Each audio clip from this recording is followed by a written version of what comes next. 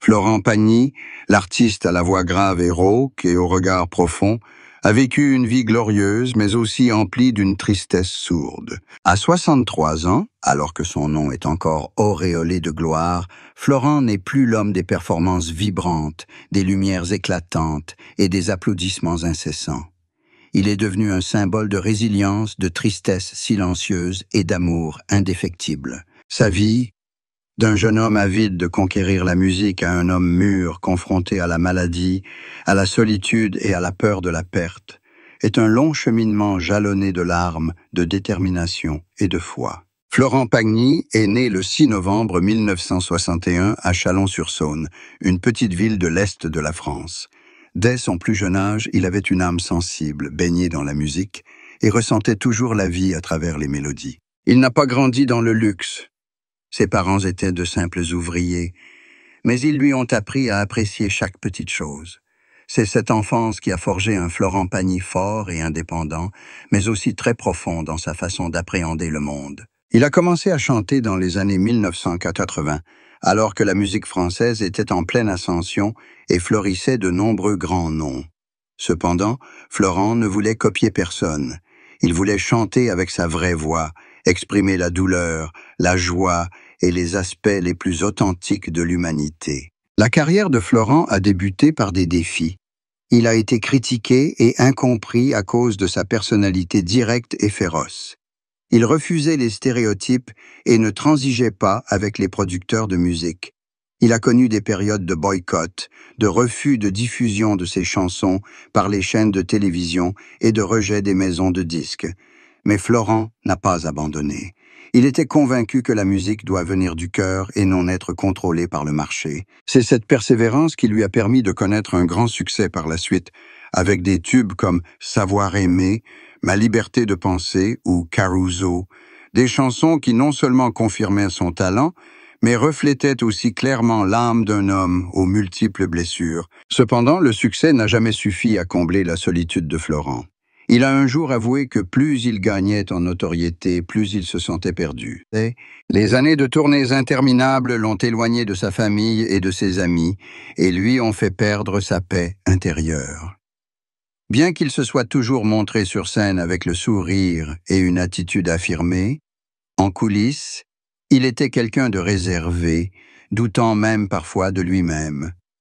Florent a dit un jour que la célébrité est comme le feu. Elle vous réchauffe, mais si vous n'y prenez pas garde, elle vous brûle. La plus grande tristesse de Florent Pagny ne venait pas de sa musique, mais de son combat contre la maladie, un combat qu'il a dû mener avec courage.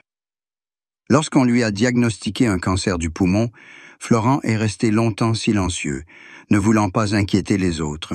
Mais, lorsque la vérité ne pouvait plus être cachée, il a choisi de la révéler publiquement, sans chercher à dissimuler ni à s'apitoyer sur son sort. Il disait que le plus effrayant n'était pas la maladie, mais la peur de quitter ceux qu'on aime avant d'avoir pu dire tous les mots qu'on voulait. La résilience de Florent pendant son traitement a suscité l'admiration de la France entière. Il continuait à chanter, à apparaître dans des émissions de télévision, à garder son calme malgré la perte de ses cheveux et l'affaiblissement de son corps. Il a dit un jour « Je ne me bats pas pour vivre plus longtemps, je me bats pour vivre pleinement ». Cette phrase a ému des millions de fans. Son épouse, Azucena Caamaño, qui vit à ses côtés depuis près de 30 ans, a toujours été à ses côtés, prenant soin de lui, l'encourageant et devenant son plus grand soutien spirituel. Azucena, peintre argentine, est non seulement sa compagne de vie, mais aussi son âme sœur. Ils se sont rencontrés jeunes et leur relation s'est développée silencieusement et progressivement. Azucena a confié un jour que Florent était si fort qu'il oubliait parfois qu'il avait aussi besoin d'être faible.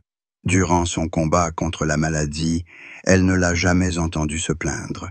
Au contraire, Florent s'efforçait toujours de rassurer les autres, essayant toujours d'éviter que sa famille ne s'inquiète davantage. Leurs enfants, Aël et Inka Pagny, ont également grandi et sont toujours fiers de leur père.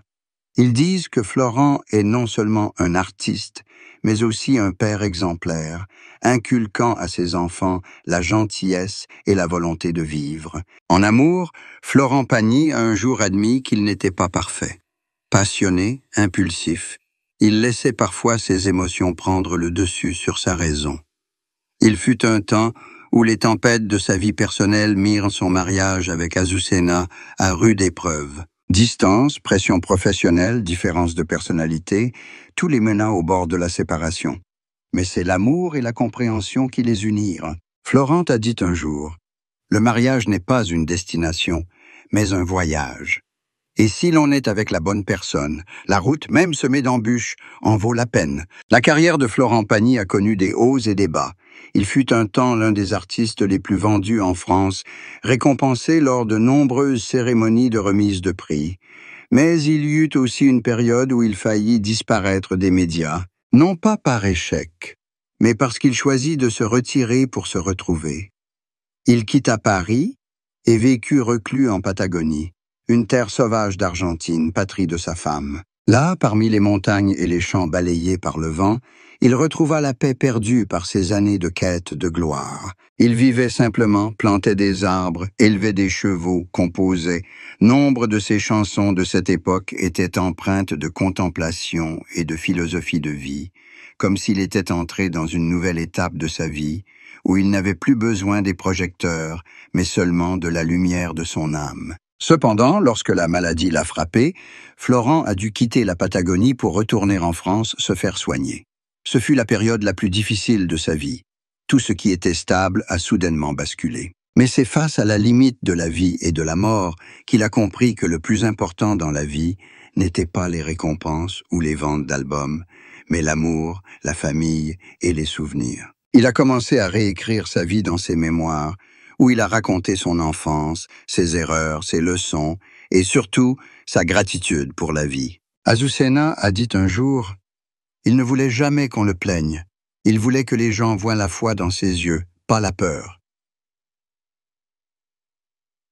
Et de fait, malgré toutes les tempêtes, Florent Pagny a conservé cet esprit. Il a non seulement vaincu la maladie, mais aussi sa propre force. Nombreux sont ceux qui pensent que la plus grande tristesse de Florent est de devoir quitter temporairement la scène, là où il a sa place. Mais pour lui, cette tristesse est aussi l'occasion d'aimer la musique autrement. Aujourd'hui, il ne chante plus pour le public, mais pour lui-même.